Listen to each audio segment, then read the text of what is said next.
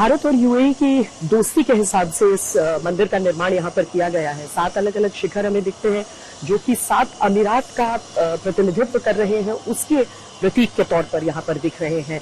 यहाँ पर जिस तरह की एंट्री की पूरी व्यवस्था की गई है, लोगों की सहूलियत, यहाँ के लोगों को अगर यहाँ पर आना है तो उसके हिसाब से भी तैयारियां, और फिर देखिए सुरक्षा के पूरे इंतजाम। यानी आप यहाँ पर अगर सामान के साथ आ रहे हैं तो आप उसे स्कैनर के जरिए गुजारिए और उसके बाद फिर यहाँ से आगे बढ़िए। करीब 900 करोड़ की लागत से बने इस भव्य दिव्य मंदिर में राजस्थान के पिंक सैंडस्टोन और इटली के सफेद संगमरमर का बेहद करीने से इस्तेमाल किया गया है।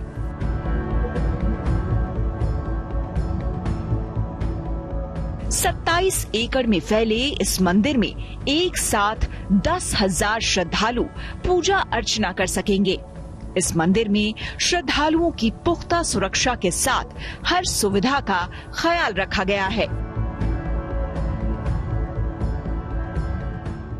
As soon as we enter, हम सिक्योरिटी कंप्लीट करके जब मंदिर में एंटर करते हैं तो हमारे पास कुछ कॉम्प्लेक्सेस है। हाँ। So, इधर आप देख सकते हैं जो पहला कॉम्प्लेक्स है, ये एक मीटिंग सेंटर, मजलिस जिसे हम कहते हैं, अरबिक में। बिल्कुल, यस, अरबिक में। अच्छा, मतलब इसका पूरा ध्यान रखा गया है कि जो लोकल भाषा है, सेंसिबिलिटीज है, उनका भी ध्यान रखा गया है। सो ये मंदिर आप एक तरह से कह सकते हैं एक अमालगमेशन है, एक सेतु है between the Arabic culture and the Indian culture. तो आपको इस पूरे मंदिर में बहुत सारी ऐसी चीजें दिखेंगी जहाँ पे आपको लगेगा कि दोनों का एक जो समन्वय है, एक in a very well balanced way दोनों को दर्शाया गया है। सो अभी ये वाला जो आप एक मार्की जैसी देख रहे हैं, एक टेंट जैसा देख रहे हैं, ये एक इमर्सिव शो होगा। अच्छा।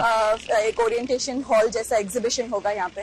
So everybody will go through this area. और ये जो पीछे हम कंस्ट्रक्शन देख रहे हैं, यहाँ पर एक्चुअली अभी जो मंदिर का ओपनिंग रहेगा उसमें अलग अलग जो भी टेंट्स होंगे, मतलब basically this we have different departments, guest relations हो गया, वॉलंटियरिंग हो गया, मीडिया टेंट हो गए, तो ये सारे टेंट्स बन रहे हैं इन द पार्किंग एरिया।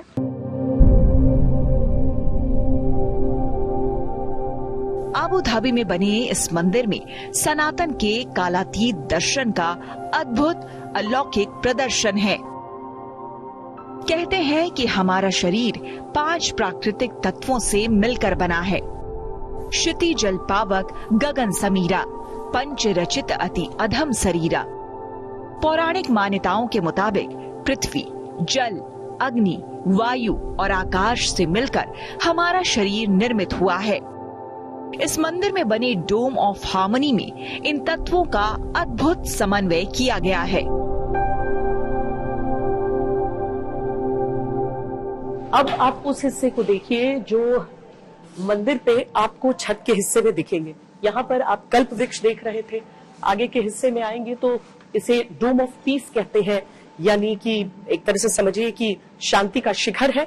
और एक अलग हिस्से में अगर हम यहाँ पर जाएं तो यहाँ पर डोम ऑफ हार्मनी, यानी कि जब सारे लोग हैं वो किस तरीके से एक साथ मिलजुल कर रहे, जो कि प्रमुख सोच है इस मंदिर के निर्माण के पीछे, वो आपको यहाँ नजर आएगा। जितने भी आपको यहाँ की छत पर काबिल दिखेंगे, उन सब के पीछे एक विशेष सोच आपको नजर आएगी।